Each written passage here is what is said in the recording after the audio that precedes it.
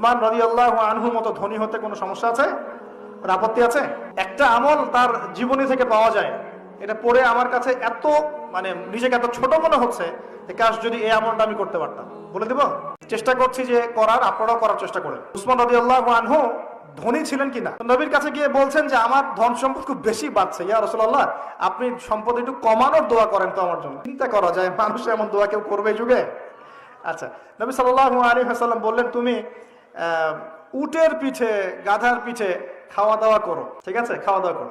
তো তিনি খাওয়া দাওয়া করেন। এখন কয়দিন পরে, কয়দিন বলতে কতদিন আল্লাহ ভালো জানেন, তিনি এসে বলছেন ইয়া রাসূলুল্লাহ আমার তো সম্পদ আরো আগের চেয়ে বাড়তেছে, দেখি আপনি কি দোয়া করলেন, সম্পদ তো আরো বাড়া শুরু করেছে এখন। তখন তিনি বলছেন যে তুমি যখন খাও তখন তোমার হাত থেকে যদি খাবার পড়ে যায় তুমি কি করো? তখন তিনি বলেছেন আমি, আমার হাত থেকে খাবার যদি পড়ে যায়, একটা দানাও যদি পড়ে যায়, আমি উটের পিঠ থেকে নামি